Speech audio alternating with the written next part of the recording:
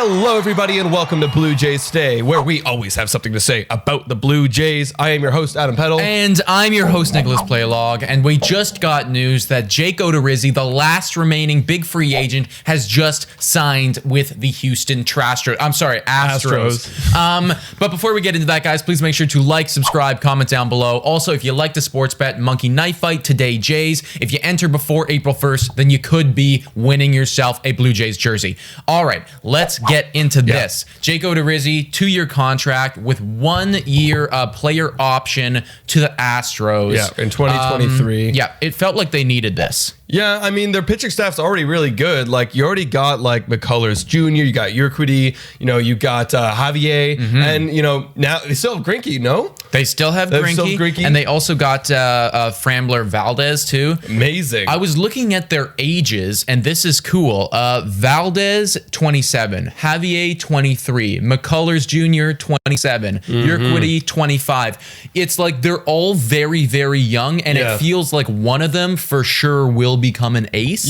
Yeah, absolutely. And you add Jake Odorizzi to that mix, and you still have a Verlander. If you can get like one more year out of Verlander if he comes back healthy, like, great. But either way, if you eliminate Verlander completely, then it doesn't matter. Like, you have all these guys replacing it, and you're gonna have a rotation that's gonna be dominant. And I still truly think they're gonna be competitive. I think 2020. I think so too. 2020 was just a bad year for them. Yes. They were coming off the whole scandal. I think they're gonna bounce back. They still got guys like Correa. They got Alvarez, who's a young stud. You got Kyle Tucker that's doing well. Well, it really felt like this team was sort of falling apart at the seams for some reason. But I think with this signing and with them getting Brantley back and doing all of that, it's like they're saying, hey, wait a second. Our division, we still think we can do this. We still think that we can take this thing. It's pretty much wide open. Why don't we make it happen? And Jake Odorizzi has been an exceptional number 2, number 3 over the past like 5-6 years. Yeah, absolutely. What numbers do you have for him on his career? Well, the career ERA is 3.92. But what's good about him is, like, I feel like you're gonna get a stable. This dude will pitch for like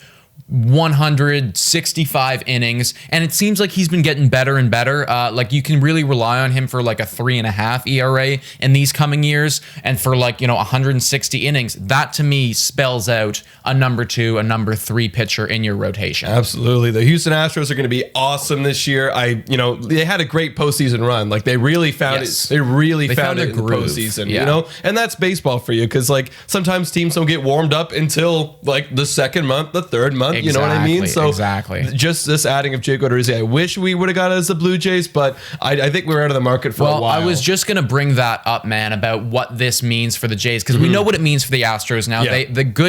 Great signing on their part. I think this is good for Jake Odorizzi as well. So congratulations, Astros and Odorizzi. But as far as the Blue Jays go, it is too bad. I know that we had him on our list of guys that we wanted to target, but you're right. It felt like the management kind of said, hey, you know what? We're going to take a step back. We're going to trust some of the guys that we already have. And even though we were getting reports like they're making calls, they're asking about Odorizzi, I never felt like there was a whole lot of validity behind that.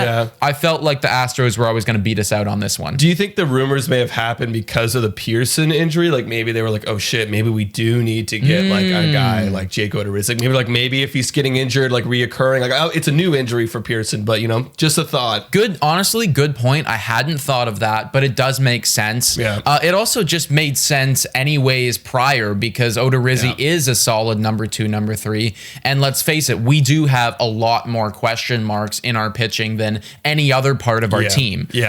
So it is too bad that we missed out on him, but we're, super happy or super, what's the right word? Excited for the future. Yeah, no, optimistic. Definitely optimistic about the young guys. Guys, we're going to be coming out with a bunch of videos this week about like Blue Jays updates, minute monologues, talking about the guys. We'll keep you guys informed of that progress, because it is exciting. Anthony Kay could be an option, although he did get a little bit roughed up last time, but nonetheless, it is very, very, very exciting. Exactly. And this is very good for Jake Odorizzi. and the Houston Astros. Yeah, and I'll be honest, a little disappointed because I was kind of hoping the Astros were on the decline. Feels like they're going to be sticking around here they still for a while. They still got some studs. They want to lock up Correa long term, be that cornerstone of the whole organization. No, it's good. I thought the Astros are gone, but hey, that's what happens when you build a franchise and you have assets like that. And you got good management. But guys, let us know what you think in the comments down below about Jake Odorizzi to the Astros. Does this mean that Robbie Ray is our number 2 now? Like, what can we expect out of him? And for the Astros as well, I already felt like they were the leaders in that division.